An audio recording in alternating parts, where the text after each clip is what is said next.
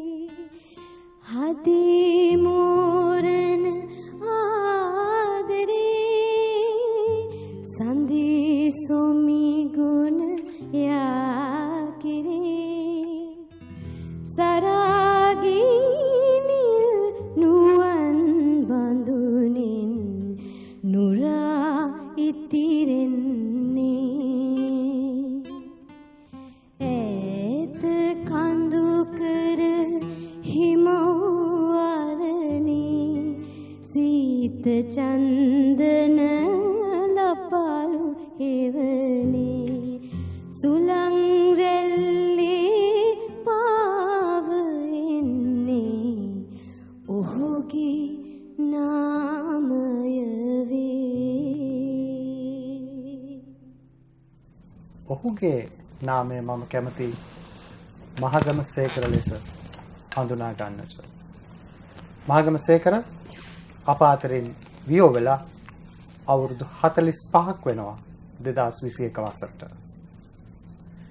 මහගම සේකරව අන් කවරදාටත් වඩා අද යලි කියවීම වැදගත්. ඒ කියවීම සඳහා අද අපි එකතු වෙනවා කොළඹ විශ්වවිද්‍යාලයේ ශාස්ත්‍ර පීඨයේ ජ්‍යෙෂ්ඨ මහාචාර්ය සමන්ත හේරත් මහත්මයා, සෞන්දර්ය කලා විශ්වවිද්‍යාලයේ ජ්‍යෙෂ්ඨ කතිකාචාර්යනී ඉන්දිකා උපමාලි මහත්මිය සහ සෞන්දර්ය කලා විශ්වවිද්‍යාලයේ බාහිර කතිකාචාර්ය වජිර ආනන්ද මහත්මයා.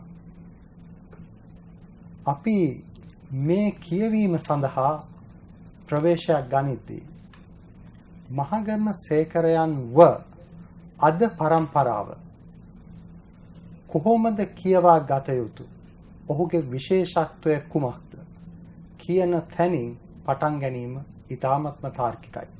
මහාචාර්ය හේරත්. සෝක දැන් ඇත්තටම මේ මම කල්පනා කරේ දැන් කලාකාරයෙක් ශ්‍රේෂ්ඨත්වයට පත්වීම කියන එක.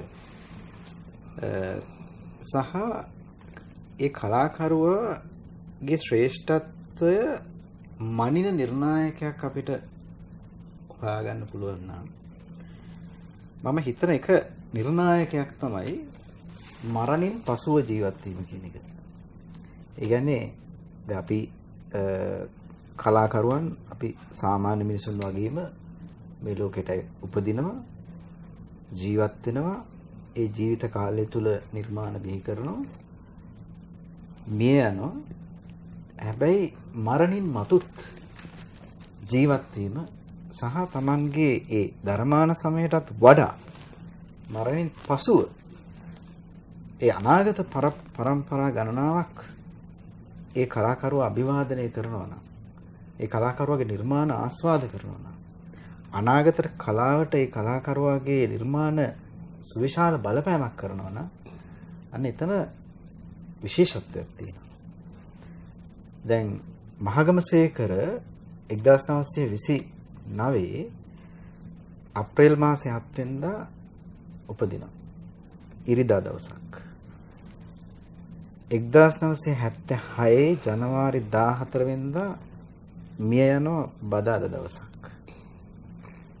ජීවත් වෙන කාලය ගණනය කළොත් අවුරුදු 46යි මාස 9යි දින 7යි. දින වලින් කිව්වොත් දින 17083යි. මේක හිතනවා දැන් අද දවස් අපේ ජීවිතෙන් ගත වෙලා ඉවරයි. මහගමසේකර ජීවත් වුණේම දවස් 17083යි. හැබැයි ඒ ජීවත් වෙච්ච කාලය තුල ඔහු විසින් නිර්මාණය කරන ලද ඒ කලා කෘති සම්භාරයත්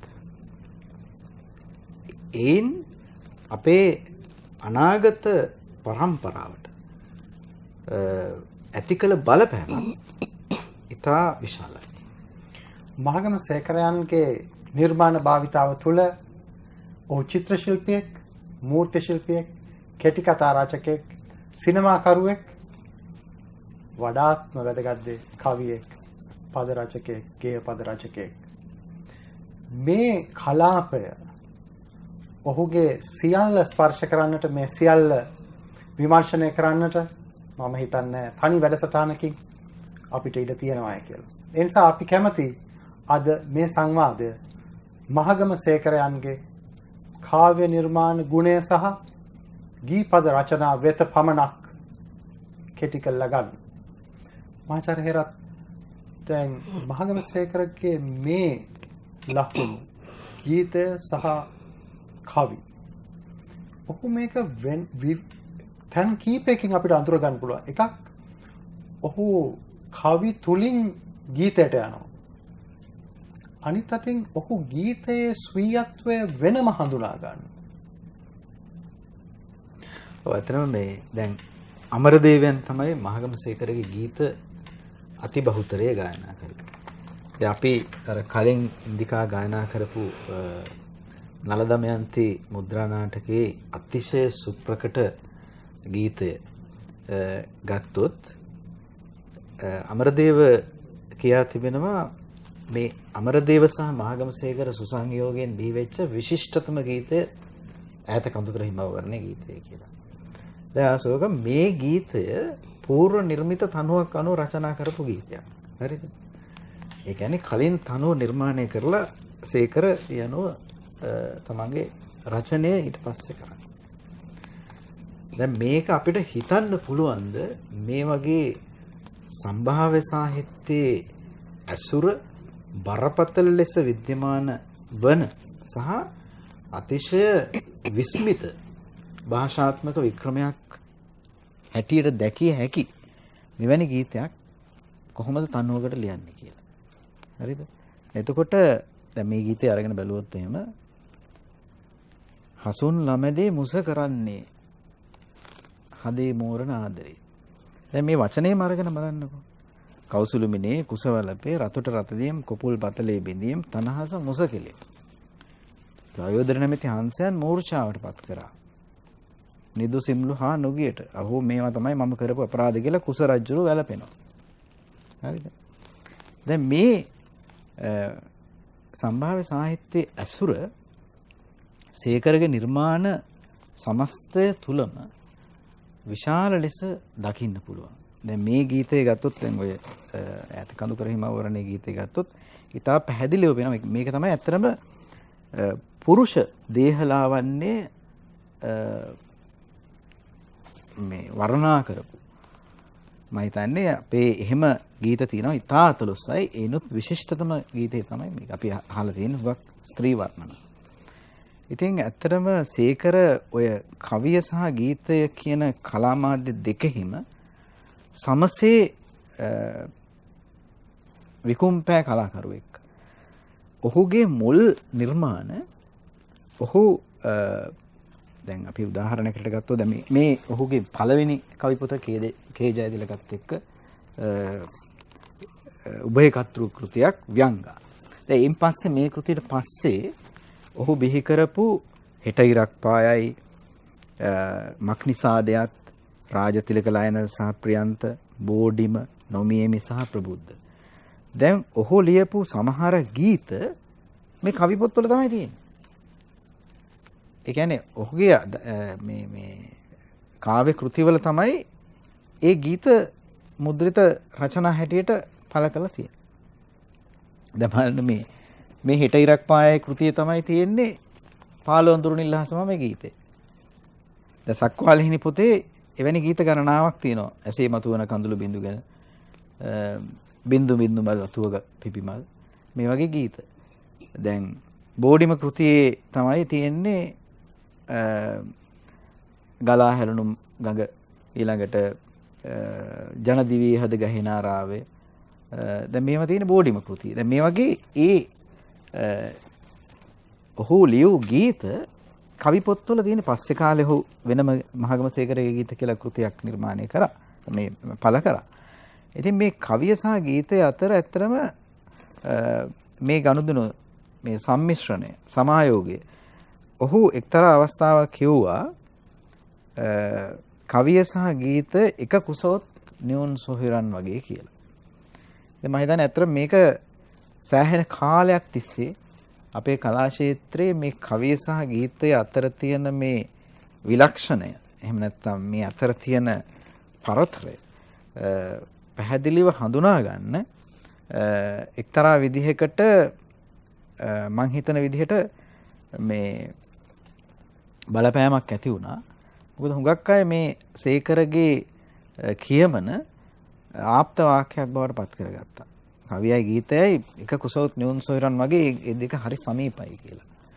මේ කාරණේ ඊටාත්ම වැදගත්. මොකද සේකරයන් මේ කරන ප්‍රකාශය තුළ ඔහු කියන්නේ එක පවුලේ එක මවගෙන් ඉපදුණු දරුවන් දෙදෙනෙක් වුණත් වෙනස් ලක්ෂණ තියෙනවා කියන කාරණය මතු කරමිනුයි සේකර මේ ප්‍රකාශය කරන්නේ. එක ගෙදර ඉන්නේ එක මවගෙන් බිහි වෙන්නේ. හැබැයි පුද්ගලයෝ දෙන්නෙක් හැටියට වෙනම අනන්‍ය ලක්ෂණ තියෙනවා, වෙනම චරිත ලක්ෂණ තියෙනවා, වෙනම ගොඩ නැගෙනවා, වෙනම ගමනක් යනවා. සේකර මතු කරන්නේ මෙතන. අපි තේරුම් ගන්න එක වටිනවා. එන්න ඒ වගේ සියුම් දේවල් මතු කරන්නට සේකරට තිබිච්ච හැකියාව. සරල දෙයින් සංකීර්ණ දෙයක් මතු කරන්නට ඔහු තුල තිබිච්ච හැකියාව. සේකර කියනවා නිල් අහස මමයි. පාළු අඳුරු නිල් අහස මමයි. පාළු අඳුරු නිල් අහස මමයි.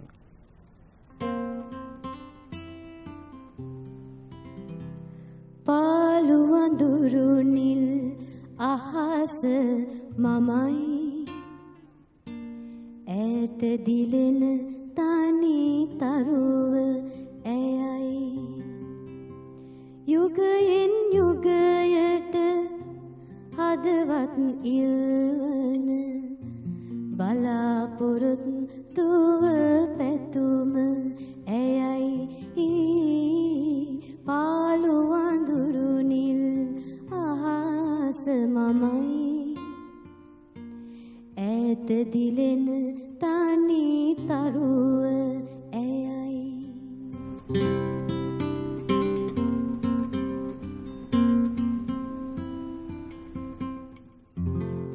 අසාර වූ මහ පොළොව මමයි.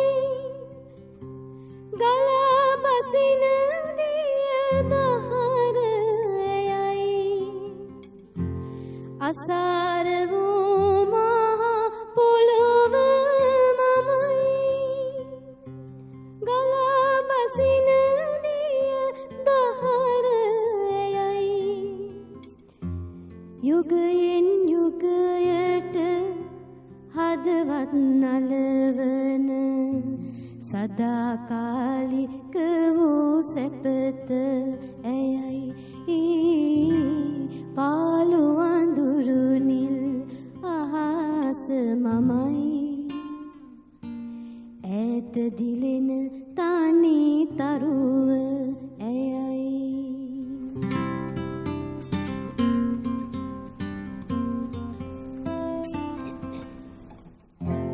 කෙලෙව මැද කටු පඳුර මමයි. පිපි වෙනෙන පොකුර ඇයයි. කෙලෙව මැද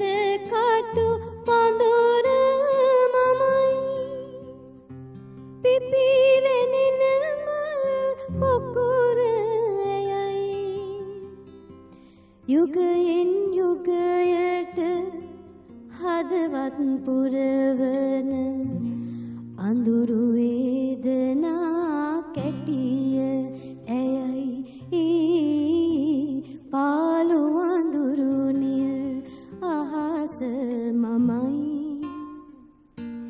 ඈත දිලෙන තනි තරුව ඇයයි පාළු අඳුරු නිල් අහස මමයි ඈත දිලෙන තනි තරුව ඇයයි. මේ නිර්මාණ තුල අපිට ඊටාම හොඳින් අඳුර ගන්නට පුළුවන්, ඊටාම හොඳින් දකින්නට පුළුවන් ශාස්ත්‍රීය අධ්‍යයනයක් එක්ක සිංහල භාෂාවේ ගද්‍ය පද්‍ය ලකුණු වල විශේෂයෙන් රිද්මීය ලක්ෂණ සම්බන්ධයෙන් මහගමසේකරයන්ට තිබිච්ච හැදෑරීම සහ දැනුම.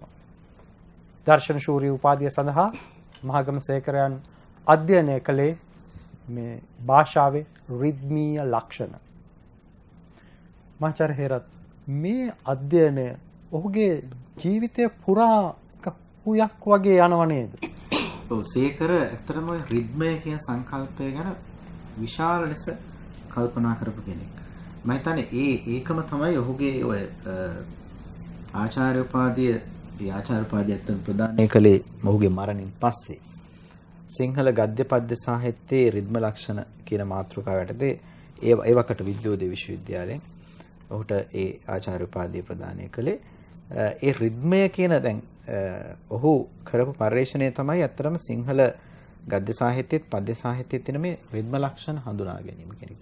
ඔහුගේ මේ නිර්මාණ ජීවිතය තුලත් ඒ ලක්ෂණය, ඒ කියන්නේ ඒ හැදෑරීම විශාල වශයෙන් අපිට දකින්න පුළුවන්. දැන් අත්‍තරම දැන් අපි කලින් අහපු අර පාළු අඳුරනිල් අහස මමයි කියන ගීතය ගත්තොත් මේක ඉතාම විශිෂ්ට ගණේ ප්‍රේම ගීතයක්. දැන් මේකේ මේ රූපකය කියන භාෂා ප්‍රයෝගය කොච්චර ව්‍යක්ත ලෙස පරිහරණය කරලා තියනවද කියන දැන් පාළු අඳුරනිල් අහස මමයි. ඈත දිලෙන තනිතරුව ඇයයි. යුගයෙන් යුගයට හදවත් දිලන බලාපොරොත්තු පැතුම ඇයයි. අසාර වූ මහ පොළොව මමයි. ගලා බසින දිය දහර ඇයයි. කැලෑව මැද කටු පඳුර මමයි. පිපී වැනෙන මල් පොකුර ඇයයි. මෙතන මේ රූපක සියල්ල මේ සමස්ත විශ්වයේ තියෙන සෞන්දර්යය ඇය. ඒකට ප්‍රතිපක්ෂ ඔහු මේ ප්‍රතිපක්ෂ. ඒක හරියට ගොනු කරලා ඉදිරිපත් කරනවා. කියන්නේ මේක අර මේ චිත්‍රපටයක අර මේ එකිනෙක ප්‍රතිපක්ෂ දේවල් ඡේදනය කරනවා වගේ 01 වගේ. දැන් මේක ඇත්තටම හරි තාම මේ ඉෆෙක්ටිව්, ඒ කියන්නේ මේ තාම ඵලදායක සහ බරපතල ලෙස රසිකයාට දැනෙන භාෂා ප්‍රයෝගයක්. දැන් මෙන්සේ වැනි ඒ උබඳු ආදී එහෙම අපි උපමා අලංකාරයට වඩා මේ රූපකය කියන දේ ගීතයේදී තාම වැදගත් වෙනවා. ඒක තාම ව්‍යක්ත ලෙස පරිහරණය කරපු අවස්ථාව. ඒ වගේ දැන් ඔහුගේ මේ සම්භාව්‍ය සාහිත්‍යය අසුර මම කලිනුත් සඳහන් කරපු.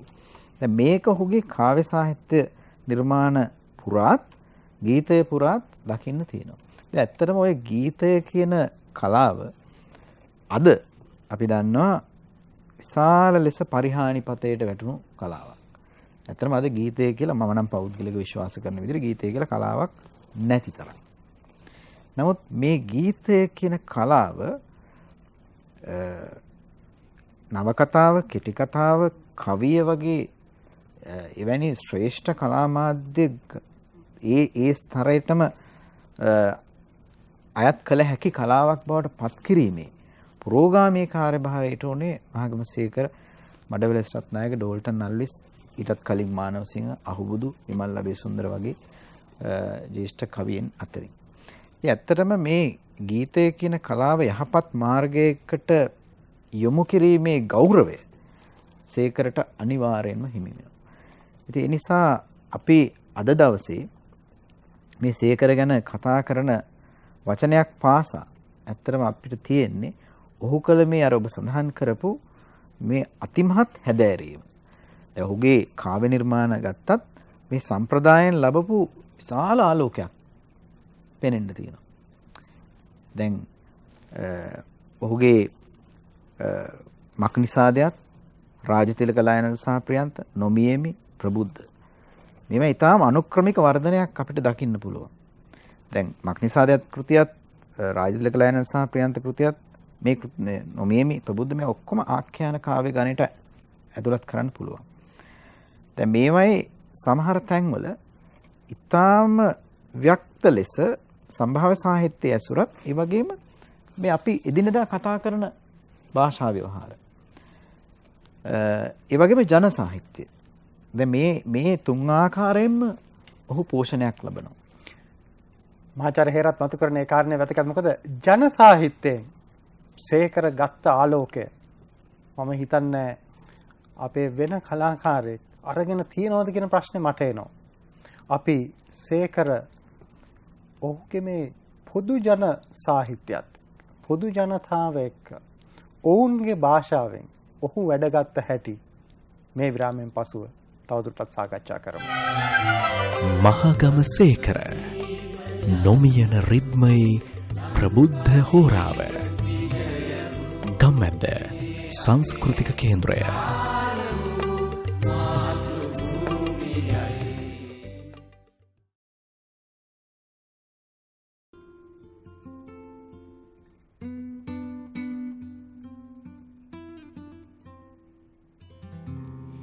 පිලේ පැදුර හේනට අරගෙන එනවා එලා පැදුර මැස්සේ එහි සැත පෙනවා රටාවිය පුවත් දෙක මට සිහි වෙනවා හිතේ දුකට එතකොට කවි කියවෙනවා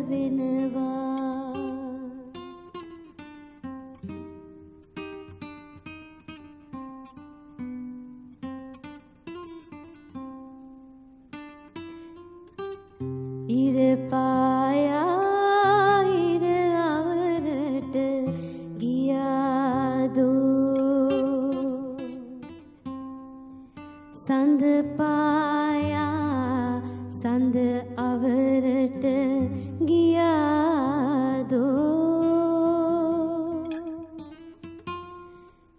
හැඬු කඳුළු මූදට එක් උනාදෝ හැඬු කඳුළු මූදට එක් උනාදෝ ළමා ලපටි නෑනා කොහි ගියාදෝ ළමා ලපටි නෑනා කොහි ගියාදෝ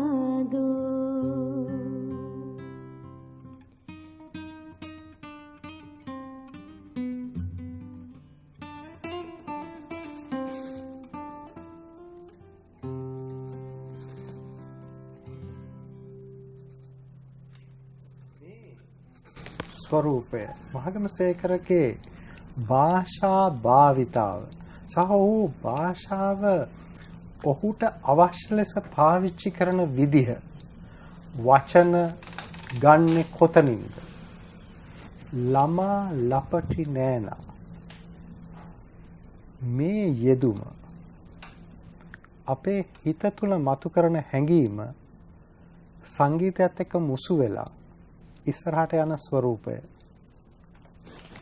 ඔය එතන ඔහු මේ අර ඔබ කලින් සඳහන් කරා වගේ මේ ජන සාහිත්‍යයෙන් විශාල ආభాසයක් ලැබුවා. දැන් මේක අපි මේ අහපු ගීතය සක්වාලෙහිණි කියන කවි පොතේ එන දීර්ඝ කවි පන්තියකින් පුටාගත්ත කවි කීපයක් මේ.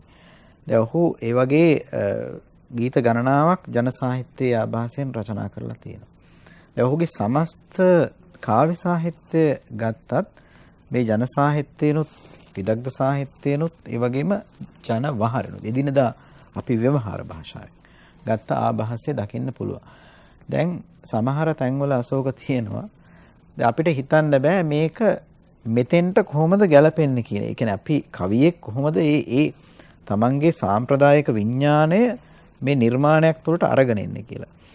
බෝඩිම කියන කෘතියේ එක තැනක තියෙනවා මේ ඒක හරිම නාටකීය මේ පද්‍ය පන්තියක් තියෙනවා බෝඩිම කියලා. බෝඩිම කියන්නේ බෝඩිම කියන කෘතිය නමින්මයි මේ පද්‍ය පන්තිය තියෙන ටිකක් දිගයි. ඒක විවිධ චරිත තියෙනවා. ගීතසාර, සිරිමාන්න, මංගලිකා ඔය වගේ චරිත තමයි කතා කරන්නේ. දැන් මේ මංගලිකාගේ තාත්තා තමයි සොයිසා. සොයිසයි මංගලිකා අතර සංවාදය. මංගලිකට පෙම්බදින සිතින් පෙම්බදින කෙනෙක් ඉන්නවා සිරිමාන්න. දැන් මේ දෙන මේ තාත්තා දුවට සිරිමාන්න ගැන කියනකොට මංගලික තමන්ගේ ඒ අරුචිය අකමැත්ත හෙලි කරන්නේ මට නම් බෑ. බුන් ආසාය, කන් රඹුය, පිටින් වක, බඩින් උස. ඒ මදිවට දත් මිටි කනවා හීනෙන් තරහ ගිහින් කියලා. දැන් මේ යෙදුම් මේක තියෙන්නේ අතරම බුත්සරණේ වෙස්සාන්තර ජාතක කතාවස්තුවේ මේ ජාලිය සහ ක්‍රිෂ්ණජිනා ජූජක බමුණට දන් දෙනකොට ඒ දරුවෝ දෙන්න කියන කතාව. උගේ හිසකේ තඹවන ඇස්පිඟ වමරසිය බුන් ආසාය කන් රොඹුය නිය පිරිතිය පා බකලය මෙහෙ වූ මේ විරූපී බමුණහට අප නොදෙන්නේ කියලා. දැන් ඒ අබලන ඒ සම්භාවය ඒ සාහිත්‍යයෙන් ගත්ත හැටි. ඒක තමයි මේ සාම්ප්‍රදායික විඥානය කොහොමද නිර්මාණයක් තුළට එන්නේ. මේක මම හිතන්නේ ඇත්තටම මේක මේ ඒක තුලම කිඳා කාවැදීමෙන්ම තමයි ඒ පරිචය එන්නේ. දැන් ඔය සේකර මුල් කාලේ අශෝක මුලින්ම කවි ලියන්න පටන් ගත්ත කාලේ ඒ කියන්නේ 1951 උට අවුරුදු 22යි ඉරිදා ලංකාදීපිට තමයි වැඩිපුර ලියලා තියෙන්නේ. දැන් එතකොට ඒ කාලේ ඔහුගේ කවිවල තියෙන ලක්ෂණ අරගෙන බැලුවොත් එහෙම පැහැදිලිවම කුමාරතුංග මුනිදාසගේ ආభాසයේ තියෙන කවි තියෙනවා. පැහැදිලිවම මානවසිංහගේ ආభాසයේ තියෙන කවි තියෙනවා. පැහැදිලිවම අල්විස් පෙරේරා ඇතුළු ඒ කොළඹ යුගයේ කවින්ගේ ආభాසයේ තියෙන කවි තියෙනවා.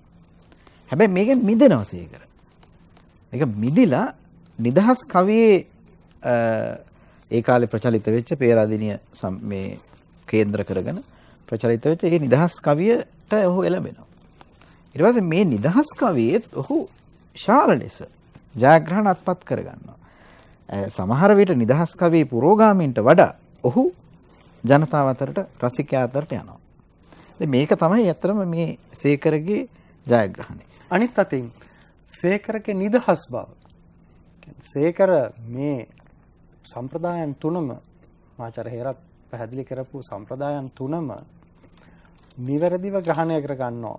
අපේ ජන කවිය ඊට පස්සේ ආපු සිංහල තරමක් අපි කියනවා මේ සුද්ධ සිංහල පැත්තට බර වෙච්ච කවිය ඊට පස්සේ පෙරදිනේ ගුරුකුලයේ ආවාසයෙන් ගොඩනැගිච්ච නිදහස් කවිය මේ හැම ආකෘතියක්ම ඔහුට ග්‍රහණය කරගන්නට හැකියාව තිබුණා. ඒ වගේම ඒ තුල තමන්ගේ අනන්‍යතාවයක් ගොඩනගා ගන්නට අවස්ථාව ඔහු උදා කරගත්තා.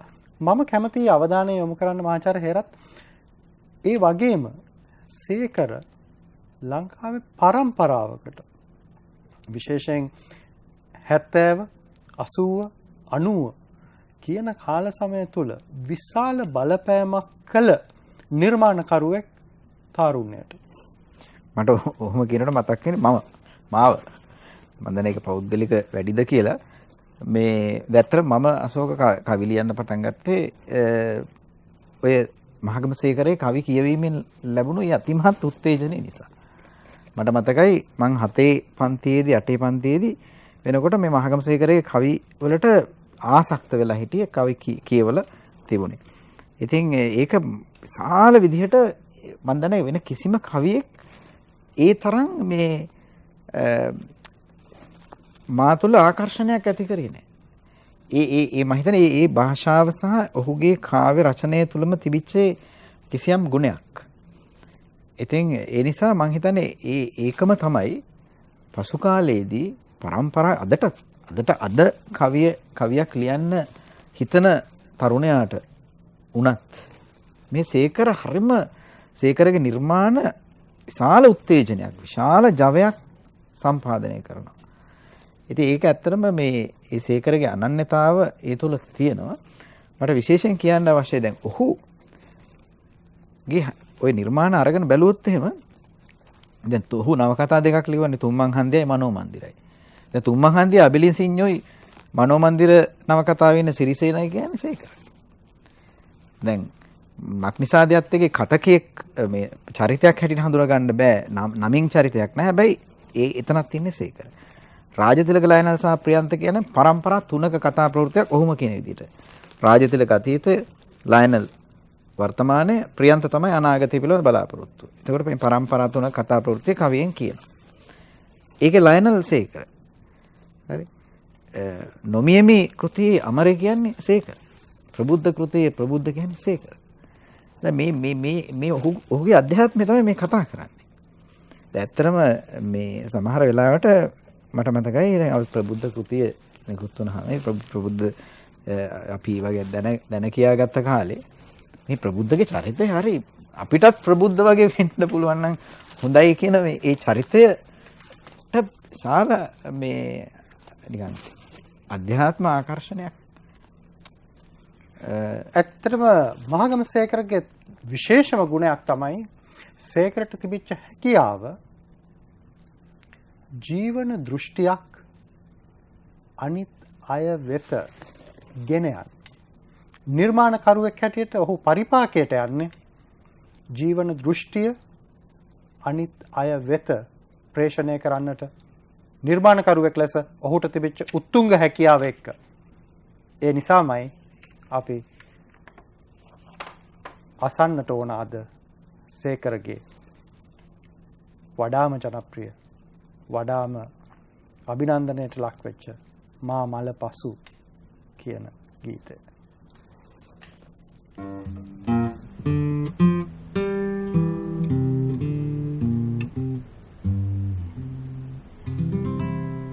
මේ ලොව යම් කිසිවකු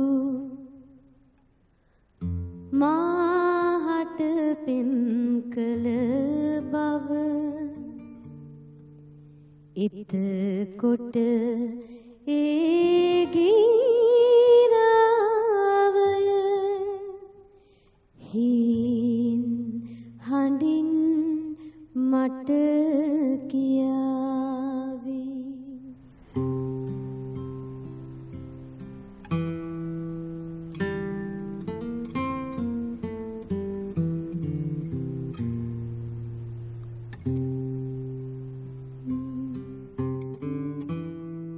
මාමල පසු සොහොන් කොතේ දුක්ගියක් ලියනු මැනවි දුක්ගියක් ලියනු මැනවි දුක්ගියක් ලියනු මැනවි.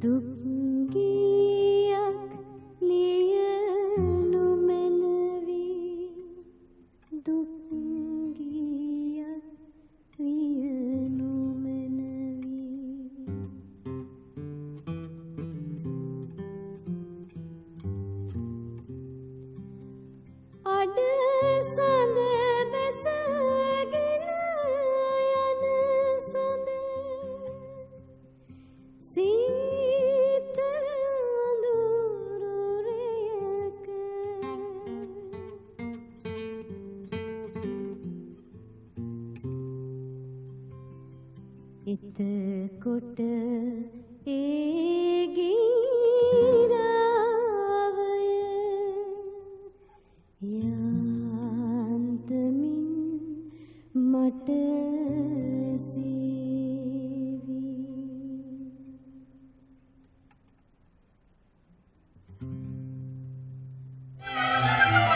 මහගම සේකර නොමියන රිද්මයි ප්‍රබුද්ධ හෝරාව ගම්මැද්ද සංස්කෘතික කේන්ද්‍රය.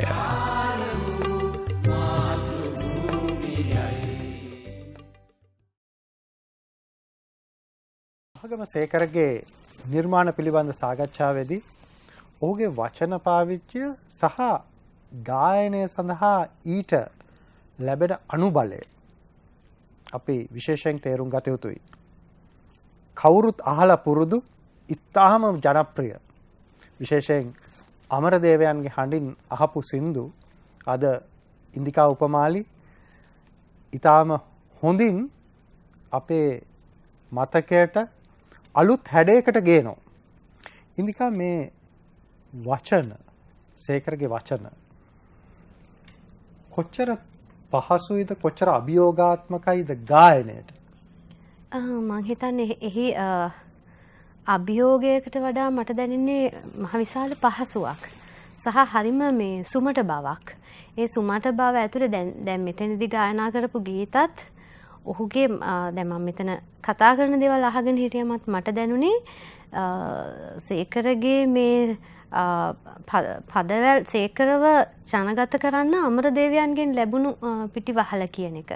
මම හිතන මෙතන මට දැනෙන විදියට තාගෝර්ගේ පැමිණීමෙන් පස්සේ ලංකාවට අපේ ජාතික සංගීතයක් ගොඩනගා ගැනීම කියන ඒ සංකල්පය මේක ඇතුලේ තියෙනවා. ඒකත් එක්ක මේ යෙදුණු අභ්‍යාසයන් හැටියට තමයි මට දැනෙන්නේ මේ ගීත සහ සේකර සහ අමරදේවයන් කියන එක. එතකොට අමරදේවයන්ගේ සංගීතය තුළ ජන සංගීත ආభాෂය සහ හින්දුස්ථානී රාගධාරී ඇසුර කොයිතරම් දුරට සේකරගේ පද රචනා හරහා ගලප ගන්නවාද කියන එක අපිට අනන්‍ය වූ ආකාරයකට.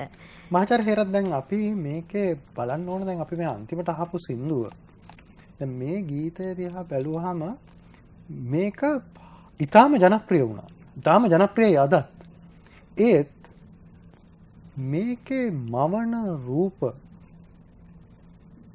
හරි තියුණු තරකට යනවා. මේක කොහොමද කරේ මේක මම හිතන්නේ වෙන කිසිම ගීතයක මේ තරමේ දුර ගියා කියලා මේ කෞශල්‍ය. ඔව් ඇත්තටම මේ කෙනෙකුගේ ආදරයක් නොලබපු පුද්ගලයෙකුගේ ඒ ශෝකාලාපය තමයි ඒ ගීතේට විශේෂ වෙන්නේ. ඒක තමයි අර නන්නාඳුනනා ඔබගේ අත්තකොණින් ලියනු මැනවි. ඉතින් මෙතන ඉන්නෙත් ඇත්තටම සේකරම තමයි මේකේ මුල් මේ කවිය තමයි මේ තියෙන්නේ. මේ අන්තිම කවිය කියලා බෝඩිම පොතේ තියෙන්නේ. මේ ගීතයේ බවට පත්වෙච්ච එකේ මුල් රචනය. දැන් මේකේ මුලින් තියෙන්නේ මා මියගිය දවසක. සොහොන් කොතේ ලියන්න දුක් ගීයක්. නන්නා දුන්නා ඔබගේ අත්අකුරින්. අඩසඳ බැසගෙන යන සඳ සීතල අඳුරු රැයක රෑ හිහඬ රැව් අතරින් එතකොට ඒ ගී හඬ මට ඇසෙවි. මේලෝ යම් කිසිවෙකු මාහට පෙම් කළ බව එතකොට ඒ ගී හඬ මට කියාවි. දැන් ගීතයක් බවට පත් වෙනකොට ඊට වඩා වෙනස්කම් ඇති වෙලා අපි ඔය අහපු ගීතය නිර්මාණය වෙන්නේ. ඇත්තටම මේ දැන් මේ වගේ මේ කවි සහ මේ කියන්නේ තමන් රචනා කරපු කවි පසු කාලයේදී ගීත බවට පත්වීම සහ ගීත ස්වරූපයෙන්ම ලියපු කවි මේ රචනා කවි පොත්වල අන්තර්ගත කිරීම මේක සේකරගේ නිර්මාණ ව්‍යාපාරය තුල අපිට බොහොම සුලභව දකින්න පුළුවන් සංසිද්ධියක්. ඉතින් අනිත් කාරණේ තමයි අශෝක මම හිතන්නේ ඔහුගේ මේ කාව්‍ය නිර්මාණ විශේෂයෙන් වල තියෙන වැදගත්ම ලක්ෂණයක් තමයි මේ රූපණය කියන දේ. ඇත්තටම ඒක දැන් අපි ගීතයක උනත් ඇත්තටම සමහර වෙලාවට අපි චරිත තියෙනවනේ. දැන් මේ කාව්‍ය නිර්මාණවලත් මේ චරිත ගොඩනගනවා ඔහු. දැන් ඒ ගොඩනගන්නේ මේ තමන් ඔහුගේ භාෂාධිපත්‍යයේ මහිමෙන් ඇත්තටම. දැන් මම සරල උදාහරණයක් කියන්නම්. මේක මේ රාජතිලකලයන් සහ ප්‍රියන්ත කෘතියේ දැන් ඒකේ තියෙන්නේ පරම්පරා තුනක කතාවක්. රාජතිලක කියන්නේ අතීතයට අයත් ඒ චරිතය. ඒතකොට ඔහු මේ චරිත නිර්මාණය කරන්නේ කොහොමද? දැන් එක අවස්ථාවක කියන සුදු ගොන් දෙන්නා බැඳලා බක්කි කරත්තේ නැගලා රජ්ජුරුව එනකොට රාජ තේජසි නැකිලේ කඩමණ්ඩේ ගෑනු පිරිමි සොලොප්පුවට අයින් වෙවි එකත් පස්ව බලා හිඳිති. දිලිසෙන පිත්තල බොත්තම් දිලිසෙන රන් පදක්කම්. පින් කළ අය ගිය තන ගරු නම්බු. කටකොනකින් යන්තම් hina වෙලා කොහොමද බං ගිරිගෝරිස්? ගිරිගෝරිස්ටත් විශාල නම්බුවක් කිය. ගිරිගෝරිස් දෙකට නැමෙයි. ඇමරි කතා නැතුව බලා සිටි. යනවා රැස්වීමට. එහෙමයි. මේ චරිතයක් මවන හැටි. ඊළාට දැන් ටීටර් ගෙන්නන ගමට ටීටර් ගෙන්නන මාටින් ප්‍රේරා හම්බුණා. මාටින් නැවිත් වඳි. කොහොමද මාටින් ප්‍රේරා? ටීටර් එක 20 වෙනිදා. ඒකේ මූලාසනයේට. මොකද්ද මන් ටීටර් එක? හොඳයි.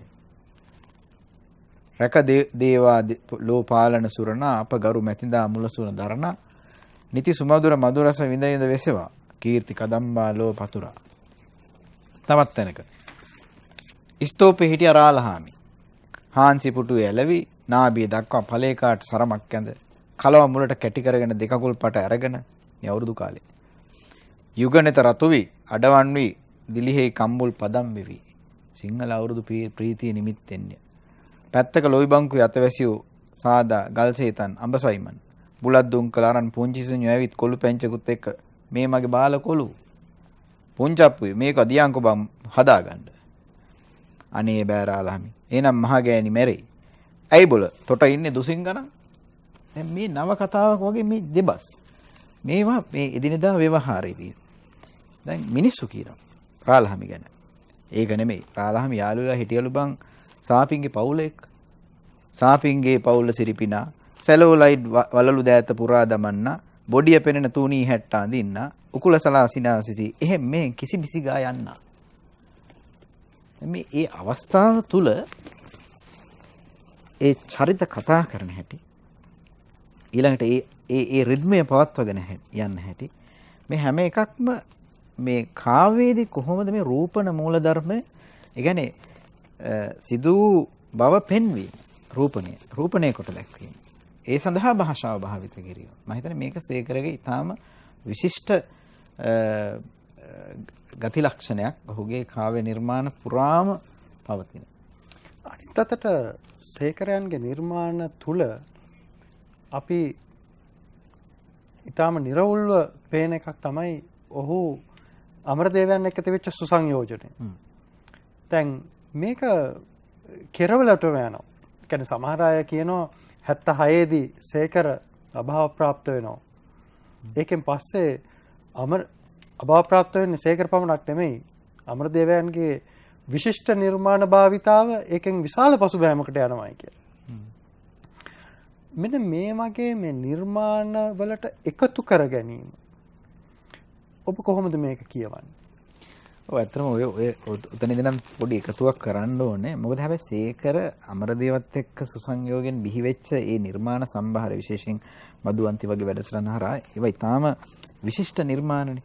දැන් අමරදේවගේ සාර්ථකත්වයට බරපතල ලෙස සේකර මඩවල ඩෝල්ටන් අල්ලිස් මානවසිංහ හරිසන් හබුදු වගේ ජ්‍යෙෂ්ඨ ගීත රචකයන් ඔවුන් ඇත්තට ඔවුන්ගේ කාව්‍ය නිර්මාණ අමරදේවගේ ඒ දේශීය සංගීතය අර ඉන්දිකා කිව්වා වගේ ගොඩනැගීමේ ව්‍යාපාරයට විශාල විදිහට දායක වුණා සහ ගීතය සාහිත්‍යාංගයක් හැටියට වර්ධනය කරන්න.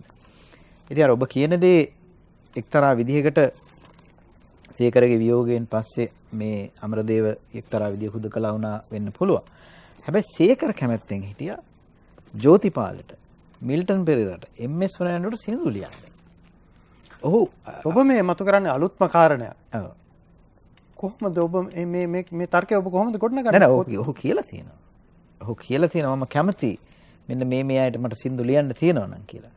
මොකද ඔහු ඇත්තටම මහගමසේකර හිටියේ ප්‍රබුද්ධ තලයේ කලාකරුවෙක් හැටියට ඔහුගේ හරි පැහැදිලි. ඔහු හිටියේ එවක ඒ යුගයේ හිටපු විශිෂ්ටම ගීත රචකයන් 14 අතරේ මහගමසේකර ඉහළින් හිටියා. ඔහු ජීවත් වෙච්ච ඒ සක්‍රියව නිර්මාණ කරන්නේ යෙදිච්ච කාලය තුල ඔහු ඇත්තටම පරමාදර්ශී ගීත රචකයා හැටියට සම්භාවනාවට පාත්‍ර වුණා.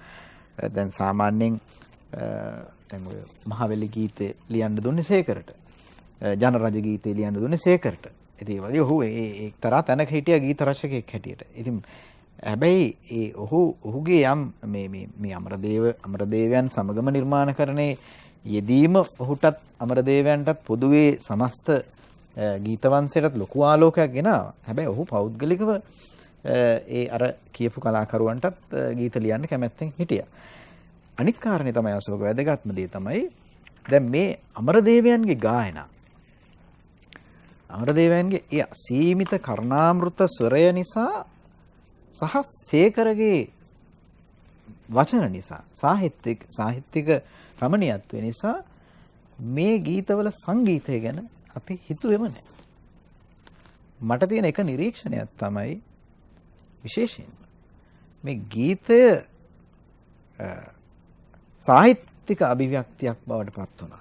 හැබැයි මේක සංගීතමය අභිව්‍යක්තියක් බවට පත් වෙන්න එක්තරා විදිහකට නොහැකි වුණා නම් එසේ උනේ ඇත්තටම මේ කලාකරුවන් දෙදෙනා තුළ තිබිච්ච අසීමිත ප්‍රතිභාව නිසා මිනිස්සු අමරදේවගේ ගායනෙන් වශී වුණා, සේකරගේ වචන වලින් වශී වුණා. සංගීතයක් ගැන හිතන්න තරම් දෙයක්වත් ඉතුරුුනේ නැහැ. මේක විශේෂ වැදගත් කාරණයක්. මොකද ඔවුන් මේ භාෂාවත් එක්ක ආරම්භ කළා ගෙනියන්න පුළුවන් දුර, හඬෙන් ගෙනියන්න පුළුවන් දුර ඔවුන් උපරිමයට ගෙනිච්චා. දැන් ඔබ කලින් කිව්වා මේ සේකර කැමැත්තෙන් හිටියයි කියලා අමරදේව හැර තවත් ගායකයෝ රසකට ගීත ලියන්න. එහෙම ලිව්වා නම් මොකද වෙන්න තිබුණේ?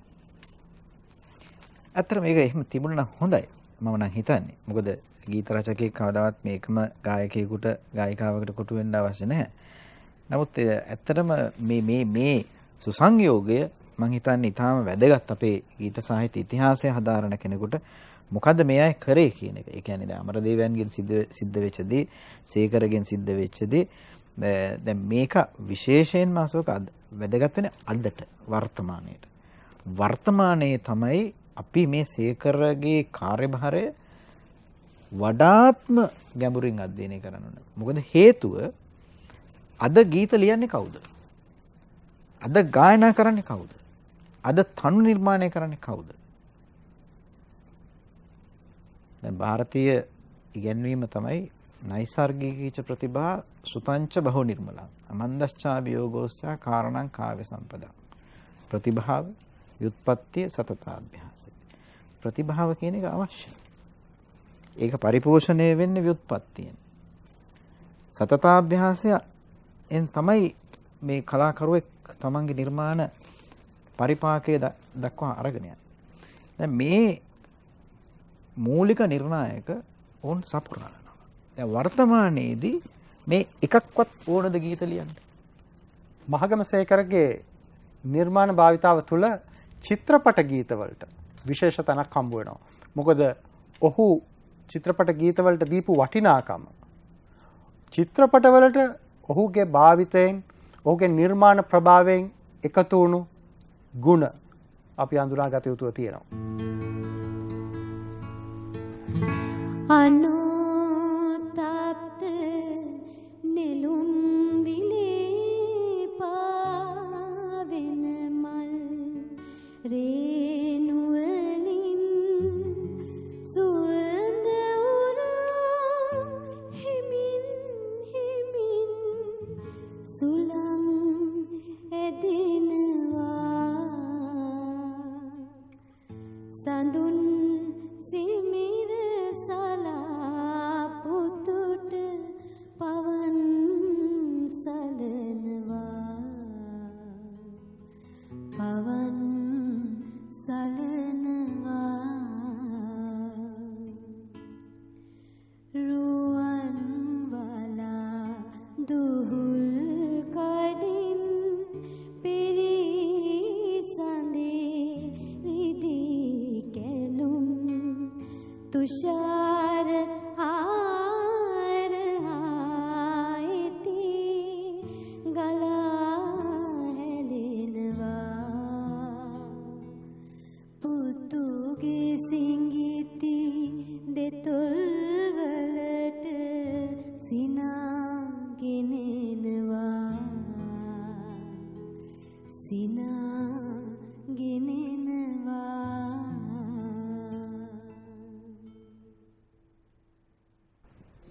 වෙසතුරු සිරිත චිත්‍රපටයේ ලායන ලවරසිංහ අධ්‍යක්ෂණය කළ චිත්‍රපටයේන ගීතයක්. මේ වගේ ගීත ගණනාවක් ලංකාවේ චිත්‍රපට වෙත දායාද කළා සේකර. ඔව් දැන් ඇත්තටම ඒක වෙනම මාතෘකාවක්. ගැටවරෝයි චිත්‍රපටයෙන් ඔහු චිත්‍රපට ගීත රචනයට පිවිසෙන්නේ. එතෙන් සිට ඔහු චිත්‍රපට 16කට ගීත රචනා කළා. ඒ හැම ගීතයක්ම ඇත්තටම ඒ චිත්‍රපටයේ ඒ අවස්ථාවන් තේරුම් අරගෙන විශේෂයෙන්ම මේ චිත්‍රපට ගීත රචනය කියන්නේ ගුවන්විදුලි ගීත රචනයට වඩා වෙනස්.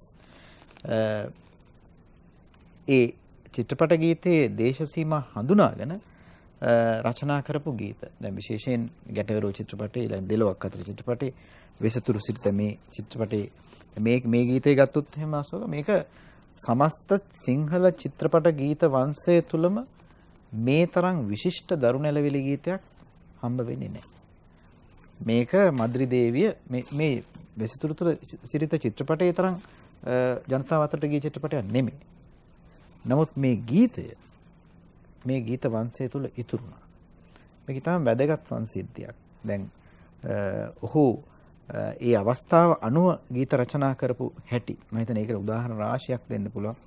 දැන් ඔය දෙලොවක් අතර වගේ චිත්‍රපටයක සමාජශාලා ගීතයක් ගායන ගැයුම් ගීත ඊළඟට ගැටවරෝ චිත්‍රපටයට ඔහු ලිපු ගීත සාරවිට මේවයින් ඇත්තටම මේ චිත්‍රපට ගීත රචකයා සතුව තිබිය යුතු ඒ ගුණාංග මොනවද කියන එක සේකරිතා මනවින් දැන සිටියා.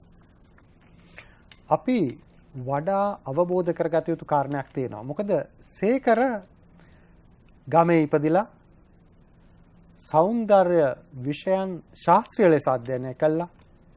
ආචාර්ය උපාධිය සඳහා ඊටාම විශිෂ්ට පර්යේෂණයක් කරපු භාෂාත්මකව රිද්මය ගැන අධ්‍යයනය කරපු කෙනෙක්. මේ ශාස්ත්‍රීය අධ්‍යයනයන් එක්ක ඔහු පැමිණි දුර අපේ වෙනත් නිර්මාණකරුවන්ට ආදර්ශයක් හැටියට ඉතා පැහැදිලිව දක්වන්නට පුළුවන්. මොකද අද ඇතැම් අය අහනවා මේ ශාස්ත්‍රවල පර්යේෂණ මේ ශාස්ත්‍රවල ශාස්ත්‍රීය අධ්‍යයනයන් මොන වගේ වටිනාකමක්ද එකතු කරන්නේ මොන වගේ තැනකටද ගෙනියන්න පුළුවන් මේ ශාස්ත්‍රය කරන පර්යේෂණ වලින් කියලා. සේකර ඊ타ත්ම ගැඹුරින් පර්යේෂණ කරපු පර්යේෂණවල නිරත වී හිටපු තමන්ගේ අධ්‍යාපන තමන්ගේ ශාස්ත්‍රීය ශාස්ත්‍රයත් ජයග්‍රහණය කරපු විශිෂ්ටයෙක්. ඒ විශිෂ්ටත්වය මේ 21 වෙනි සියවසේ 3 වෙනි දශකයේ රැඳී පවතිනවා. ඔහු 20 වෙනි දශකයේ 20 වෙනි සියවසේ අපි අතරින් වෙන් වුණත් එයයි නිර්මාණකරුවෙක්ගේ සැබෑ කාලයට එදිරිව තරඟ කළා ලබන ජයග්‍රහණය. මේ ජයග්‍රහණය පහසු ජයග්‍රහණයක් නෙමෙයි. මේ ජයග්‍රහණය සේකර අභ්‍යාසයෙන් කැපවීමෙන් අධ්‍යයනෙන් ලබාගත් ජයග්‍රහණයක්.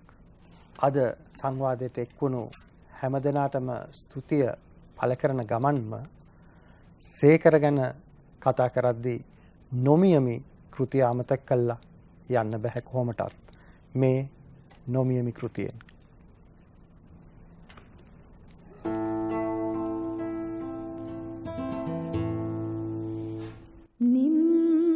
නිම්වලල්ලින් එපිට සඳරස් ගලන නිල් මිටියාවතේ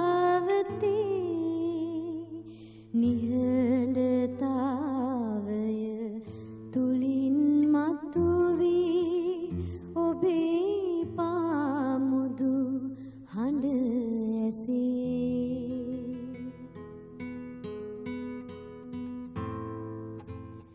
පෙළ ගැසී දොර වන්දනාවක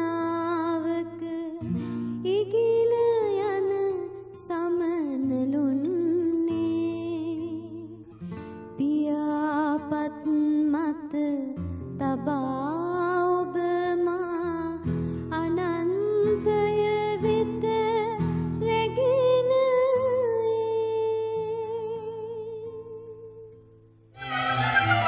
මහගම සේකර නොමියන රිද්මයි ප්‍රබුද්ධ හෝරාව ගම්මැද්ද සංස්කෘතික කේන්ද්‍රය